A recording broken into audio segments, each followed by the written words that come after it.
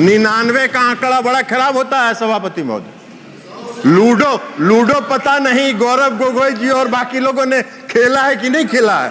Ludo खेल के 99 पर पहुंचते हैं और जब सांप काटता है तो 0 पर पहुंच जाते हैं। कुछ दिन हम लोग इन लोगों के साथ भी थे और वहां जाके पता चला कि गिद्ध की तरह जैसे लाश को नोचने का काम ये लोग करते थे।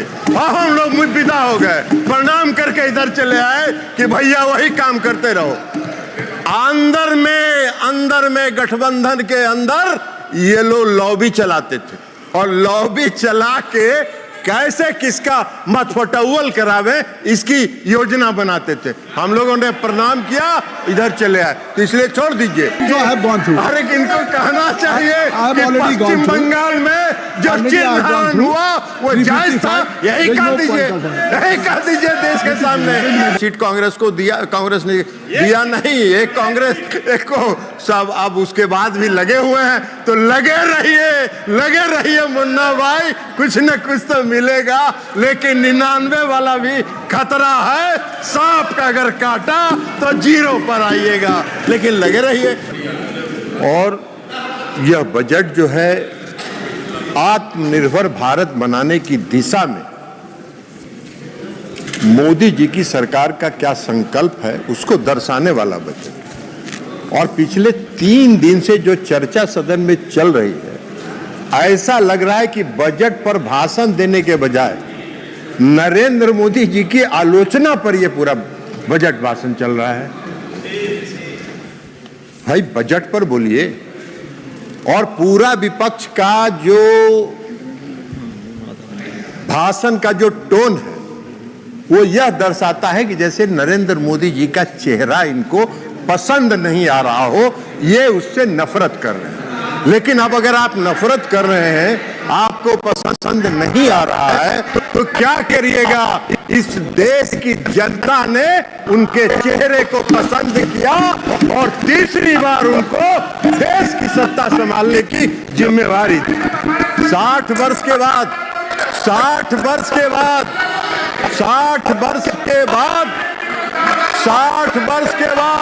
जयप्रकाश जी, मोदी जी की उपलब्धता है कि 60 वर्ष के बाद, आजादी के बाद तीसरी बार किसी को इस देश की सत्ता संभालने का मौका मिला है। ये उनको बर्दाश्त नहीं हो रहा है। उनके पेट में दर्द हो रहा है। अब सच्चाई को नहीं पचा रहे हैं। अब इस देश की जो सच्चाई है उसको ये अगर नहीं पचा पा रहे हैं तो हम लोग का क्या दोष है भाई? लेकिन हमारा एक परामर्श है इनको सभापति महोदय कि सच्चाई को जितना जल्दी। इन्होंने भाषण किया, कोई नहीं बोला, फिर क्यों बोल रहे हैं? बता देते हैं माननीय मंत्री जी, आपका चरित्र भी बता देंगे। माननीय मंत्री जी, एक मिनट आपका चरित्र भी बता देंगे कि आप क्या करते रहे। माननीय मंत्री जी आप चेयर से करें। जयप्रकाश जी आप, माननीय जयप्रकाश जी सुन लीजिए, आप जब बोल रहे थे समय भी अधिक दिया गया, किसी ने आपको व्यवधान नहीं किया। अगर आप खड़े होंगे, नहीं, आप परंपरा सीखिए। आप वरिष्ठ सदस्य हैं, बैठ जाइए, आप परंपरा सीखिए। आपके किसी स्पीच पे किसी ने व्यवधान नहीं किया। आपको अवसर है, आपकी पार्टी को अवसर है। माननीय मंत्री जी जो बोल रहे हैं उसका जवाब आपकी पार्टी देगी, आपके पार्टी के नेता दे देंगे। सभापति महोदय, मंत्री जी ये बोल रहे हैं। कुछ दिन हम लोग इन लोगों के साथ भी थे और वहां जाके पता चला कि गिद्ध की तरह जैसे लाश को नोचने का काम ये लोग करते थे। और हम लोग विदा हो गए, प्रणाम करके इधर चले आए कि भैया वही काम करते रहो। अंदर में गठबंधन के अंदर ये लोग लॉबी चलाते थे और लॉबी चला के कैसे किसका मतफटौल करावे इसकी योजना बनाते थे। हम लोगों ने प्रणाम किया, इधर चले आए, तो इसलिए छोड़ दीजिए, जरा हम आपको बता देते हैं। तो इसलिए आप इधर आप बोलिए, आप सभापति महोदय, सच्चाई इनको सुनना नहीं है, आप ही का विषय नहीं है। आप जो बोल रहे हैं वो रिकॉर्ड पे जा रहा है। किसी भी माननीय अन्य सदस्य का बात रिकॉर्ड पे नहीं जा रही, केवल आपकी रिकॉर्ड हम पे जा इनको बता रहे हैं सभापति महोदय आप कि बैठिए, जितना बैठ जाइए। नो नो नो कि आप कृपया जितना- बैठ जाइए, आप बैठिए। शौकत राय जी बैठ जाए। नहीं, जब आपको अवसर दूंगा तब आप बोलेंगे। आपको भी no point of order, no point of order, please माननीय मंत्री। सभापति महोदय, इनको हम बता रहे हैं कि जितना जल्दी इस सच्चाई को पचा लीजिएगा उतना ही आपके मन को शांति मिलेगी, नहीं तो पूरा मन विचलित रहेगा आपका और 5 साल इसी तरह विचलित रहिएगा। 99 का आंकड़ा बड़ा खराब होता है सभापति महोदय। लूडो पता नहीं गौरव गोगोई जी और बाकी लोगों ने खेला है कि नहीं खेला है। लूडो खेल के 99 पर पहुंचते हैं और जब सांप काटता है तो 0 पर पहुंच जाते हैं। यही हाल है। तो इसलिए जरा इनको मन की शांति को जितना जल्दी ये शांत कर ले और देश की सच्चाई को जितना जल्दी ये स्वीकार करेंगे उतना ही इनके लिए चैन मिलेगा, इनको भी चैन मिलेगा और देश को भी चैन मिलेगा। और इस देश में जो नरेंद्र मोदी जी ने आत्मनिर्भर बनाने का जो काम प्रारंभ किया है वो आगे बढ़ता रहेगा, उसमें व्यवधान ये नहीं डालने का प्रयास करें।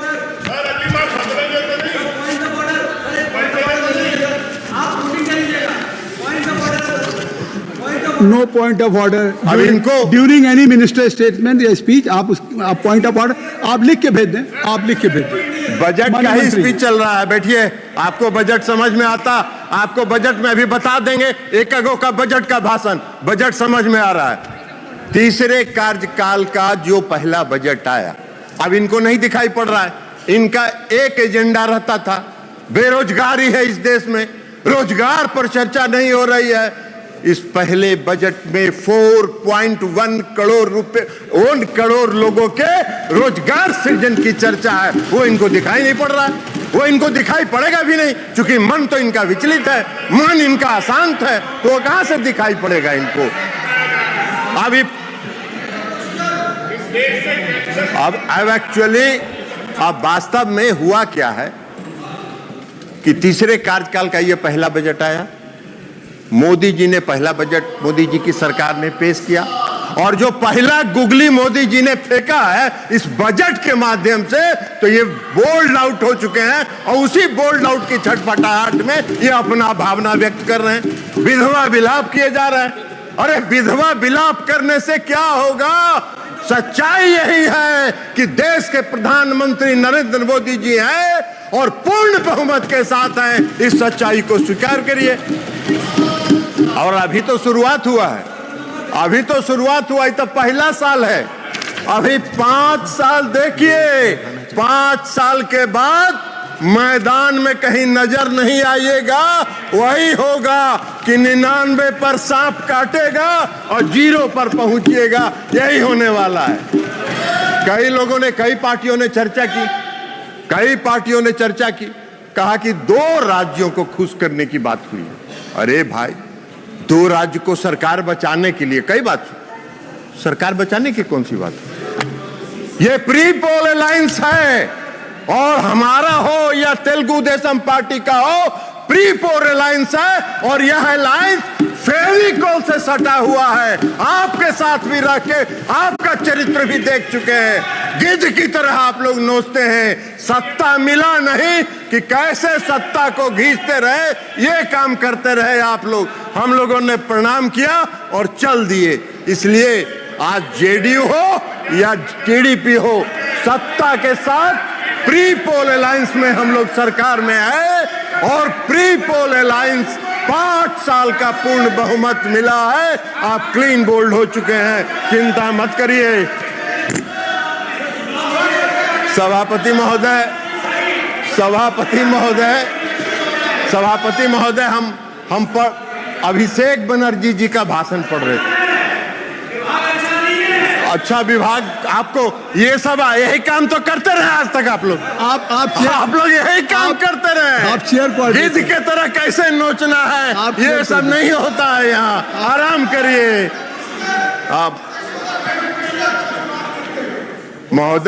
महोदय, हम अभिषेक बनर्जी जी का भाषण पढ़ रहे थे। अभिषेक बनर्जी जी ने भाषण दिया और कहा कि मोदी जी का 4 जून 2024 को जो पहली सरकार बनी, rejected the people of India, which was rejected by people of India. वाह रे भाई, आपके ज्ञान का हमको प्रशंसा करना होगा कि पूर्ण बहुमत की सरकार, आप कह रहे हैं कि rejected by the peoples of India. वाह, पूर्ण बहुमत नहीं दिखता है इनको। अरे सच्चाई को अभिषेक बनर्जी जी स्वीकार करना चाहिए। इन्होंने कहा क्या भाषण में, वक्त बदल गया है, वक्त बदल गया है। हाँ अभिषेक बनर्जी जी, वक्त जरूर, सभापति महोदय, वक्त जरूर बदल गया है, वक्त जरूर बदल गया है, क्योंकि मोदी जी पूर्ण आत्मविश्वास और दृढ़ संकल्प के साथ तीसरे कार्यकाल में आत्मनिर्भर भारत बनाने की ओर चल चुके हैं। इसलिए वक्त बदल गया है। आपको दिखाई नहीं देता है तो उसमें हम क्या करें? आंख का जांच कराइए और चश्मा लगाइए, दिखेगा आपको कि इस देश की जनता ने क्या किया। हमको आशा करते थे, हम उम्मीद करते थे कि अभिषेक बनर्जी जी जब भाषण दे रहे थे तो वो कहते कि पश्चिम बंगाल में महिलाओं के चिरहरण का जो वीडियो वायरल हो रहा है उस पर क्षमा मांगते, इस देश से, उस पर इस देश से क्षमा मांगते, लेकिन नहीं मांगे, नहीं मांगेंगे,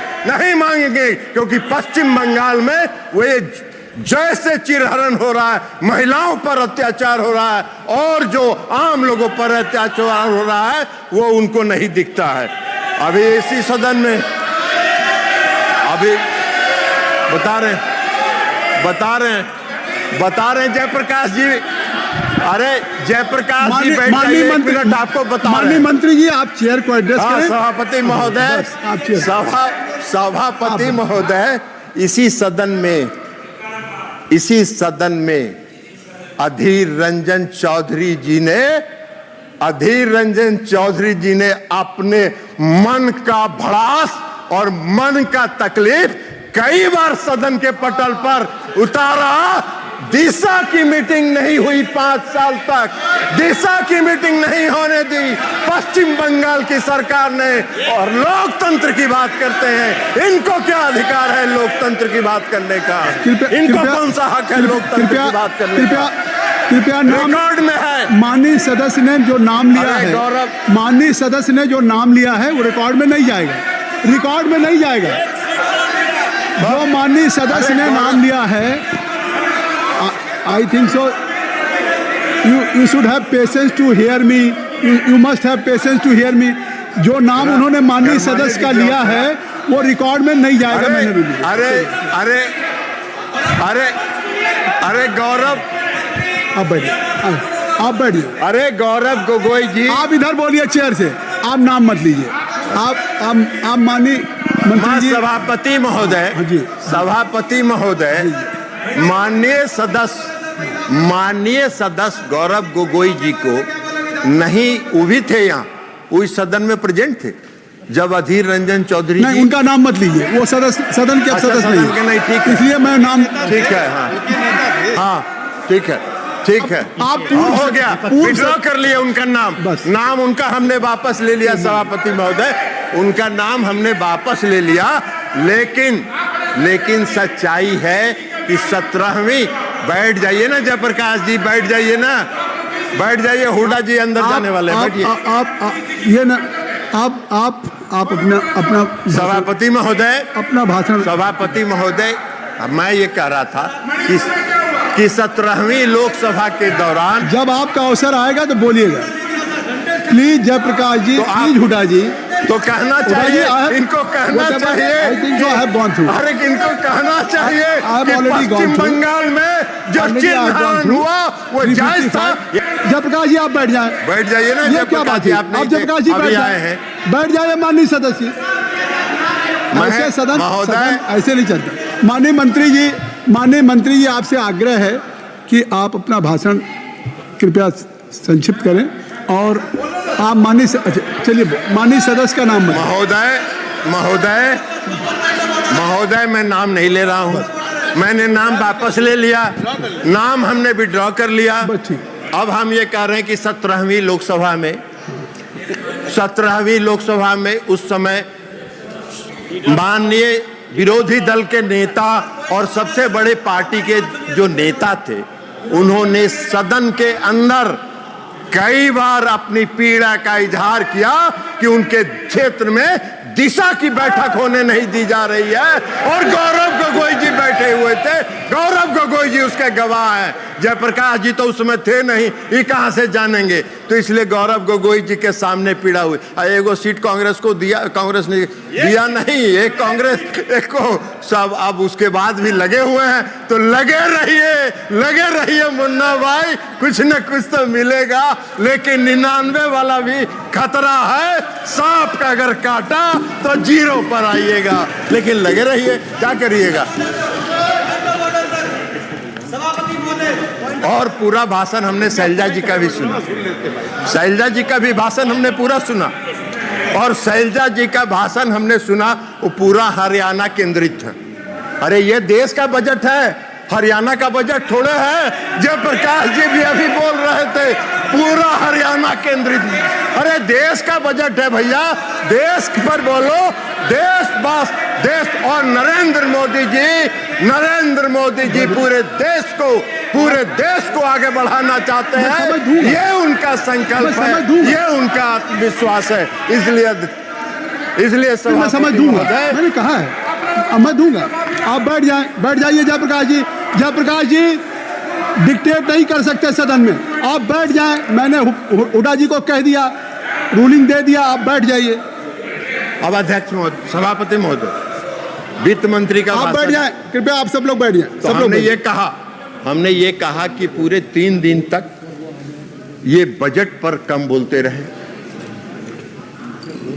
देश के प्रधानमंत्री आदरणीय नरेंद्र मोदी जी का चेहरा इनको पसंद नहीं था, तो इसलिए उनकी आलोचना में ये पूरा 3 दिन इन्होंने बिताया।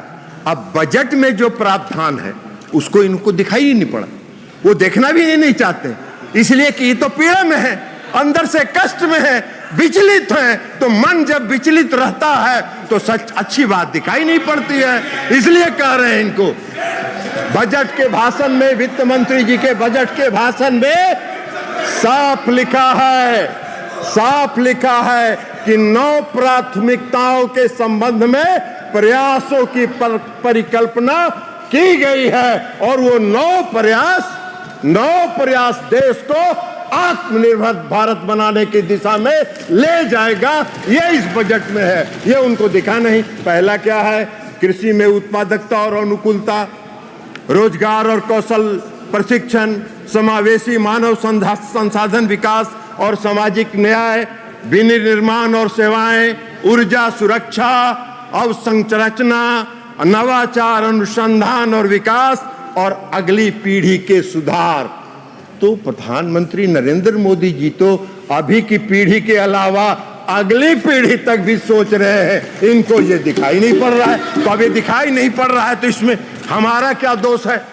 आपका मन विचलित है, हम भगवान से प्रार्थना करते हैं कि आपके मन को जल्दी शांति प्रदान करे, मन के आत्मा को जल्दी से विचलापन खत्म हो, ताकि आप उससे बाहर निकलिए और देश की कल्पना के बारे में सोचिए। इनको दिखाई नहीं पड़ रहा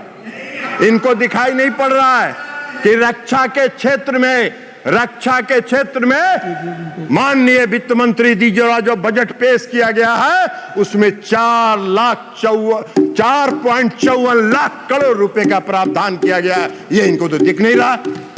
ये पूरा देश के लिए है, ये देश की रक्षा और सुरक्षा के लिए है।